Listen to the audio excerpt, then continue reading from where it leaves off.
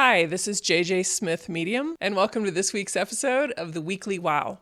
I had a client come in this week by the name of Amanda, and she was here for a reading. And before she got here, I didn't know her. She was a referral from one of my previous clients. And before she got here, I kept having a female spirit show up. So I was fairly confident before she came in that it was either a mother or a grandmother that was coming through. So when she came in, I was explaining to her, as I do all new clients, basically how I got into this, how I became a medium. And so we went through that, and I was telling her that this female spirit had been showing up before she got here, and that I felt it was either a mother or a grandmother. And she validated, yes, it was one of those. And she wasn't giving me any information at all, which I actually prefer, because that way I don't feel like I'm being led by my brain with the information. And I know it's actually coming from spirit. And so I said, I feel like it's a grandma, but she felt more like a mother in how she felt protective over you. And she said, yes, that is correct.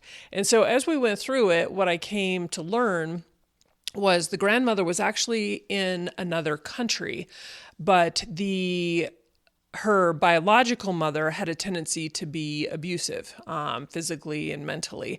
And so the grandmother was always trying to kind of save the granddaughter, right? Like trying to get her to come and visit, or having her spend summers with her just to get her out of the household.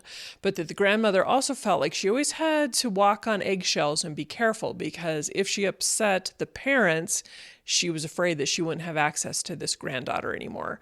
So it was a wonderful reading. A lot of validation came through to the granddaughter, but it was interesting because the granddaughter was really kind of holding back, right? I could feel that she wasn't blocking me per se in doing the reading, but that she had more information that she was kind of scared to talk about. So as we were getting toward the end, I asked her about that. And she said, can you just tell me one thing? And I said, yeah. And she said, do I have a dark cloud hanging over me? Like, do I have darkness that's attached to me? And she was being serious. Like, she was scared, and I could feel it on her. And I said, no, not at all. Like, I would have felt it the minute you walked in, and I probably wouldn't have done the reading in truth, but you do not have any kind of darkness attached to you. And I said, why would you think that? And she said, well, my culture, she said, I have family that do, I don't even know what it's called, but it's kind of like what you can do, in that they say that they talk to spirit. But I had this distant cousin who does it. She lives in Chicago. And when I saw her, she told me I had this darkness on me, and that I was never going to find true love again, because her boyfriend had passed 4 years ago of a sudden heart attack. And so she said, I'm never finding love again. And she told her all kinds of information that scared her and left her depressed and sad. And the more we talked about it, I said, what exactly, is this cousin doing? And she said, I don't know what it's called in my culture, but it's kind of like voodoo. And I said, that's not at all what I do. I said, so here's the thing. And this is why I always have stayed away from anything like seances or Ouija boards or any of that kind of stuff. That is all low vibrating spirit, right? That's all low vibrating energy. And you don't know what you're opening yourself up to while you're doing that type of stuff. And some of the information that comes from those types of scenarios are not valid, because they are low vibrating spirits that might want to be playing tricks on people.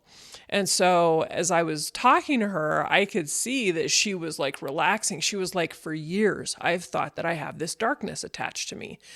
And I said to her, I'm almost getting the impression that this cousin did that to, like, almost out of jealousy, right? That they wanted to scare you, and they wanted to put that seed of doubt in your mind so that you felt scared. And I was so glad that she brought it up, because I'll tell you, that is not, you don't mess with the spirit world, right? Like, that's why it took me as long as it did to even step in to my ability to be a medium, is because I was always worried about low vibrating spirit. But then once my mentor taught me that I can choose the types of spirits that are around me, and by stating only the highest vibrating spirits are allowed around me, near me, and in my space, That's all that's welcome.